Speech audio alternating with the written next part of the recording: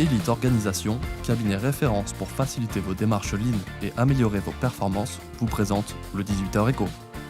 Le 18h Éco, le magazine économique qui ne se laisse pas déborder par la crise. Le 19 mai dernier, nous recevions Gérard Guilbeault à l'occasion des Terrénales, le grand salon de l'innovation agricole, organisé par Terrena, la coopérative d'Ancenis. Des robots et des drones dans les champs, l'agriculture de demain sera connectée. Reportage dans ce numéro sur l'Erdre, à bord des bateaux nantais qui changent de look, un véritable coup de jeune venu de Bretagne.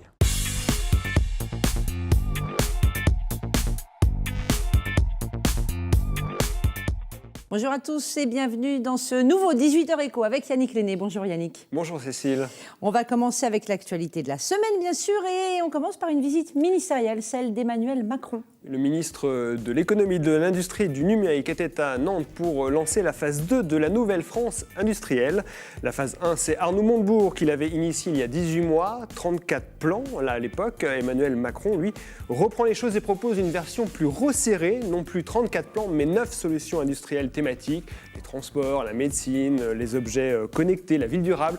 Tout ça sous un même étendard, l'industrie du futur. Donc il a lancé ça à Nantes, mais Emmanuel Macron est allé également en visite à Saint-Aignan-de-Grandlieu, chez l'équipementier aéronautique d'AER. Oui, une usine présentée comme le bon élève de cette industrie du futur. DAER n'a pas hésité à investir plus de 50 millions d'euros par an pour avoir plus d'outils numériques, plus de robots. Cette stratégie n'est-elle pas destructrice d'emplois? On a posé la question à Emmanuel Macron. Voici sa réponse. Non, le robot n'est pas l'ennemi de l'emploi. Ça, c'est une vieille lubie et une fausse idée. Oui, l'investissement est l'ami de l'industrie. Et l'investissement permet l'emploi d'aujourd'hui et de demain. Investissement, formation, ce sont les deux piliers de cette industrie du futur. Ce sont les deux piliers de la réussite industrielle française. Et pour assurer cette réussite, Emmanuel Macron promet aux industriels l'accompagnement de l'État, 3,4 milliards d'euros d'aides publiques sous forme d'avantages fiscaux ou de prêts. 2000 entreprises pourraient être accompagnées dans les 2 ans à venir. Dans l'actu ces jours-ci, Nantes, capitale des énergies marines renouvelables pendant 2 jours. Oui, cette semaine, les 20 et 21 mai, la Cité des Ducs accueille la 4e édition de TETIS, la Convention internationale des fameuses EMR, les énergies marines renouvelables. 3000 professionnels, 300 exposants. L'occasion pour nous d'aller visiter l'usine Alstom de production d'éoliennes à Montoire de Bretagne, un site encore en rodage avec une vingtaine de personnes encore en formation. 300 attendus à terme. En attendant les parcs éoliens français, pas avant 2018 pour celui de Saint-Nazaire. Alstom travaille surtout pour l'instant à l'export. La première nacelle sortira de l'usine pour être livrée sur le premier projet en fin d'année, donc à peu près vers la mi-décembre. Et on doit avoir fini et livré les 5 machines pour le projet américain pour fin avril 2016. Et puis ensuite, il va falloir qu'on continue à travailler commercialement pour voir si on est capable de remplir la période entre la fin de ces projets-là et puis le début des premiers champs français avec EDF. Allez, on change totalement de sujet et de décor puisqu'on quitte le littoral pour le vignoble nantais. Précisément à Valette, où une étude a été menée fin 2014 auprès de celles et ceux qui fréquentent le centre-ville. Une étude commandée par les commerçants et les artisans de Valette et menée par la CCI de Nantes-Saint-Nazaire. Résultat, tout va bien. C'est bien. Ok, merci. La diversification de l'offre commerciale est jugée à 94% satisfaisante. Le rapport qualité prix des produits aussi. Certains regrettent le manque d'animation dans le centre-ville ou les difficultés de stationnement, mais même sur ce point, Valette fait mieux que sa voisine Clisson. Bravo à eux. C'est parti pour la rubrique Objectif Emploi.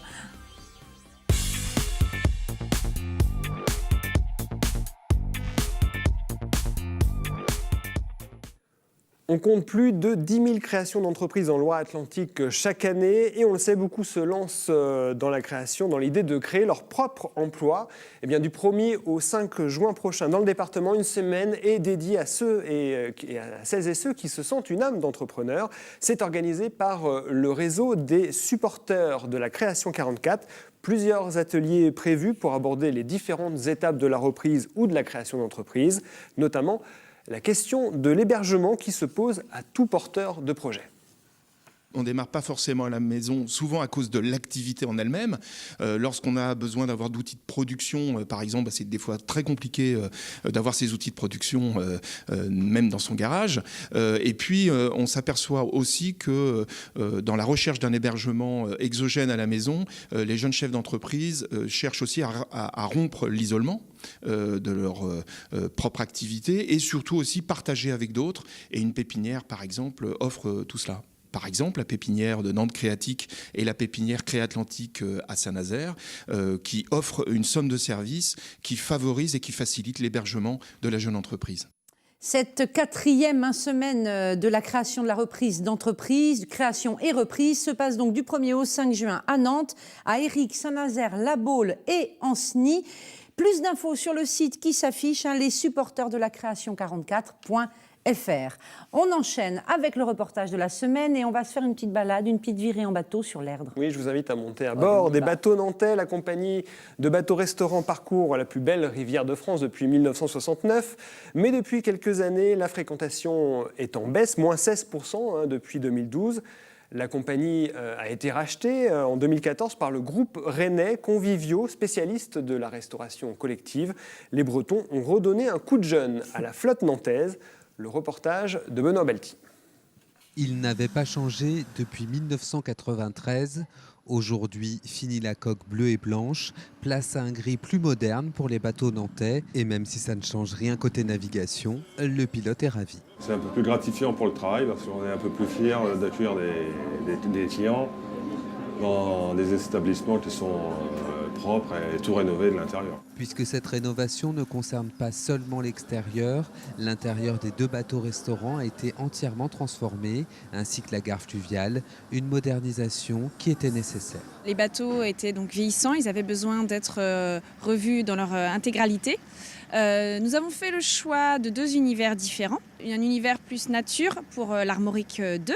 Et pour le bateau Hydramour, nous avons fait le choix d'un design un peu plus lounge, un peu plus tendance pour toucher une clientèle un petit peu plus jeune et plus actuelle.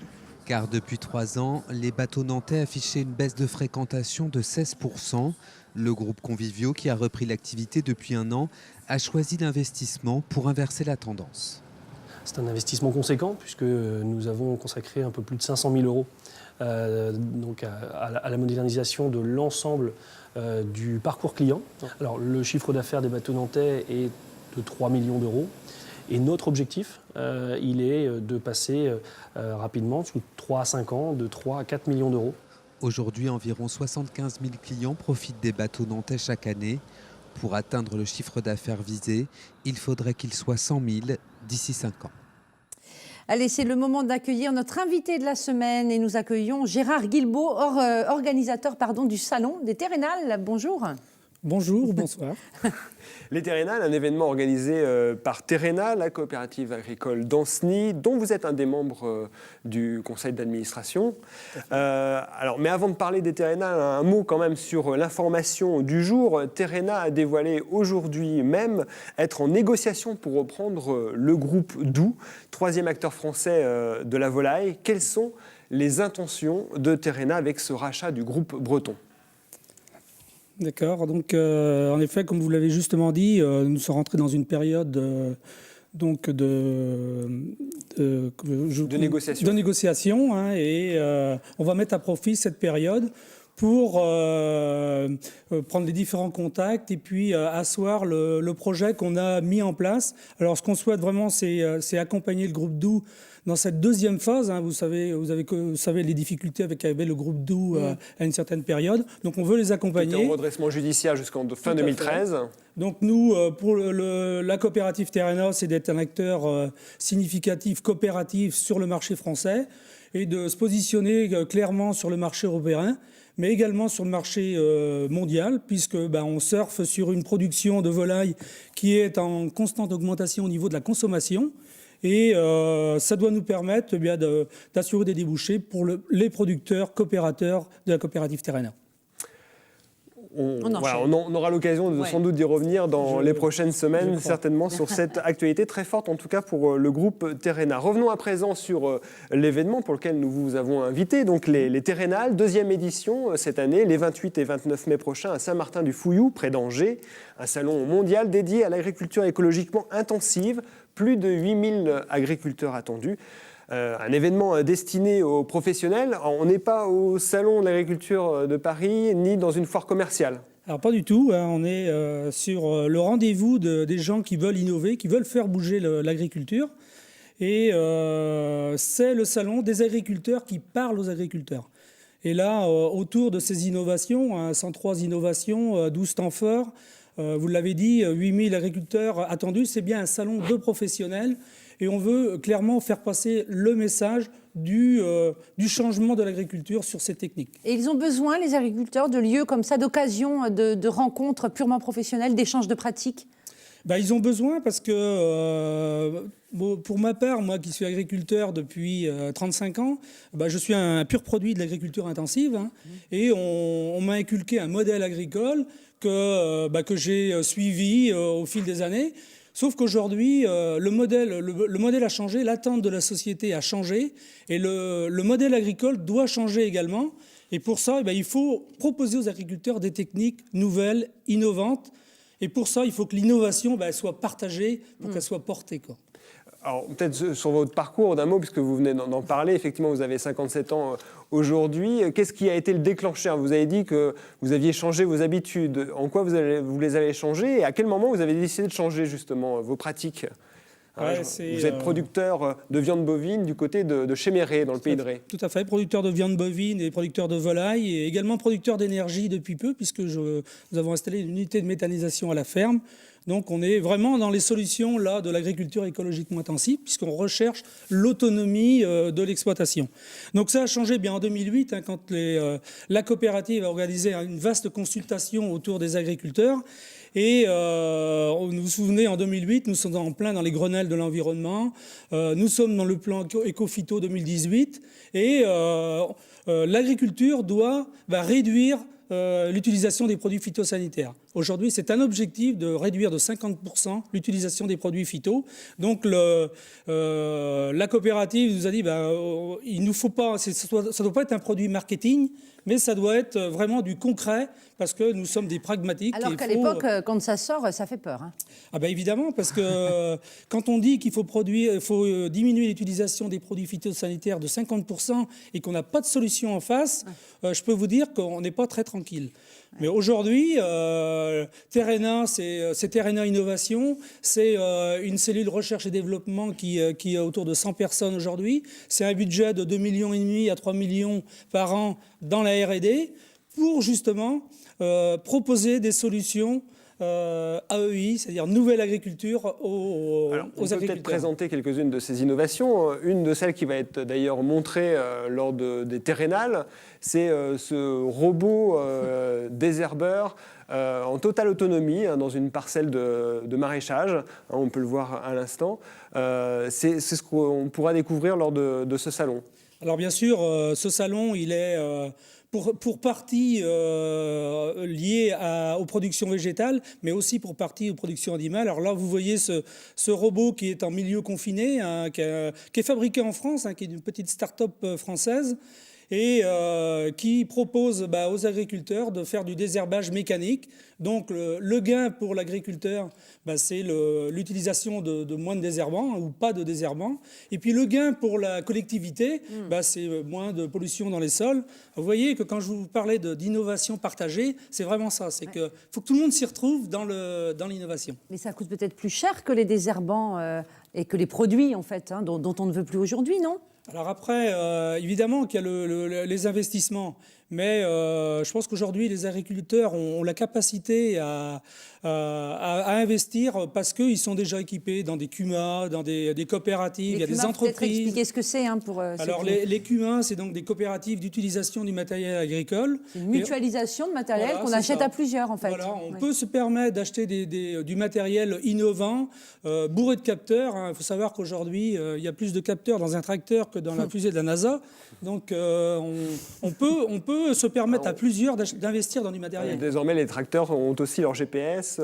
Tout à fait, les capteurs. Mais c'est courant aujourd'hui, effectivement, de ces innovations. Peut-être pas ce robot, qui est encore peut-être c'est les débuts, effectivement, de sa commercialisation, mais sur d'autres innovations, elles sont vraiment entrées dans les mœurs, dans les exploitations? Alors, vous savez, on part de très loin quand même. Et je vous ai dit tout à l'heure qu'on avait une agriculture intensive avec un modèle agricole. On ne change pas comme ça du jour au lendemain de façon de travailler. Oui, parce que les outils ne font pas tout. Il faut changer les têtes, les esprits, les mentalités. Tout à fait, et c'est le plus dur à changer, je pense. Donc c'est à travers ces terrénales et ces salons de l'innovation qu'on arrive à faire changer les mentalités et à faire changer le monde agricole, parce que quand un agriculteur parle d'une innovation qu'il a testée chez lui, et nous, quand une sentinelle de la Terre explique à un autre agriculteur l'innovation et comment elle a fonctionné ou elle n'a pas fonctionné, parce que c'est ça aussi, c'est quand dans les échecs, c'est dans les échecs qu'on avance, et c'est ça qui est intéressant dans ces terrénales, quoi. Vous parliez d'un cap fixé par le Grenelle de l'environnement, de réduire de 50% l'usage des pesticides. Où on en est aujourd'hui? Il y a 22 000 adhérents chez Terrena. Combien d'adhérents chez vous sont dans cette démarche-là de réduire l'utilisation de produits phytosanitaires? Donc aujourd'hui, si on prend, parce qu'il y a vous avez bien compris qu'on est sur une large thématique, on rentre dans toutes les thématiques de l'exploitation, mais si on prend un exemple, par exemple, sur FarmStar, qui est le pilotage des céréales par satellite, aujourd'hui, on doit avoir 80 000 hectares qui sont pilotés par ce système-là. Donc ça veut dire que déjà, autour de 2-3 000 agriculteurs utilisent régulièrement ce système-là. Alors c'est intéressant parce que c'est les porte-paroles, c'est justement les gens qui vont pouvoir en parler à d'autres agriculteurs et le multiplier sur notre zone. Voilà, ça avance, les esprits et les pratiques progressent, mais on n'est pas encore sur un... On a encore des produits, on a encore des pesticides, on a encore des méthodes issues de l'agriculture intensive. Alors bien sûr, et c'est tout le travail qu'aujourd'hui qu'on met en place avec des plans de progrès à la fois sur les exploitations, mais à la fois dans les élevages. Parce qu'il faut que le consommateur soit gagnant lui aussi. Et on voit bien que le consommateur, dans tous les sondages, aime bien ses agriculteurs. Plutôt bien, on a plutôt la cote, mais n'aime pas son agriculture. Et je pense que c'est parce qu'il ne la connaît pas, mais c'est parce que nous aussi, agriculteurs, on n'a pas su la communiquer. Et c'est justement à travers ces démarches des terrénales qu'on veut parler aux consommateurs et à travers cette nouvelle agriculture. Et faire savoir que l'agriculture, elle bouge et elle se réinvente. C'est les 28 et 29 mai à Saint-Martin-du-Fouillou, près d'Angers, les terrénales, et on parlera d'une agriculture hyper branchée. Merci à vous d'être venu. Merci Yannick. Merci.